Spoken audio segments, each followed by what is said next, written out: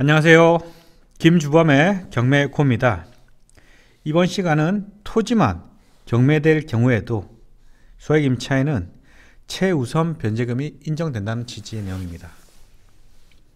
99년 7월 23일 선고된 대법원 판례의 내용이고, 그 취지는 주택임대차보호법에서 임차주택의 환가대금, 즉 경매가 진행했을 때 경매 진행으로 인한 낙찰대금, 그리고 주택가격에 건물뿐 아니라 토지의 환가대금도, 그리고 그 가액도 포함된다는 규정이 있습니다. 건물은 통상 그 임대차에서 당연히 그 토지 부분을 이용하는 것이다. 이런 점을 본다면 주택임대차보호법에서 이 주거용 건물은 토지를 제외한다, 건물에 한정한다, 이런 취지가 아니라는 것이죠. 그리고 다가구용 단독주택의 토지 또는 건물에 대한 근저당권자가 그 토지와 건물을 경매 신청했다가 그 중에 건물에 대한 경매 신청을 취해야 합니다.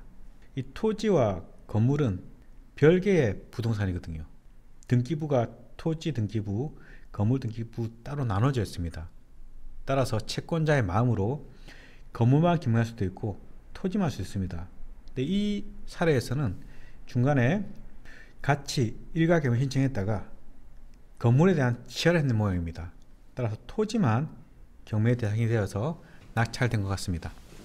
이렇게 토지 부분, 즉 대지 부분만 낙찰이 됐다 하더라도 소액 임차인은 이 토지에 대해서 소액 임대차 보증금을 담보물권자, 즉 근저당권자보다 우선 변제받을 수 있다는 취지입니다.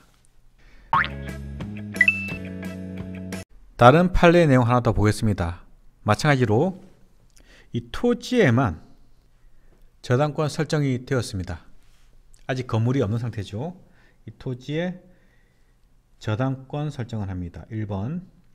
두 번째, 건물을 신축합니다. 세 번째, 임차인이 이 신축된 주택에 임대차 계약을 체결하고 소액 임차인으로서의 지위를 갖췄겠죠. 이때는 토지 매각 가격에서 이 저당권자 보호를 위해서 임차인의 우선 변제권을 인정하지 않습니다. 99년 7월 23일 선고된 대법원 판례의 내용입니다. 저당권 설정 이후에 건물에 신축되는 데까지 이 소액 임차인에게 우선 변제권을 인정한다면 저당권자는 예측할 수 없는 손해의 범위가 지나치게 확대된다. 따라서 이러한 부당함을 해소하기 위해서 소액 임차인은 토지의 환가대금에서 우선 변제를 받을 수 없다는 것입니다. 결국 비교하자면 앞에 보신 내용은 처음부터 토지와 건물이 있는 상태였고, 이 사안의 경우에는 토지를 저당권 설정할 당시에 건물이 없었습니다. 따라서 이 경우에는 저당권자 보호를 위해서 소액 임차인의 권리를 인정하지 않는다는 것이겠죠.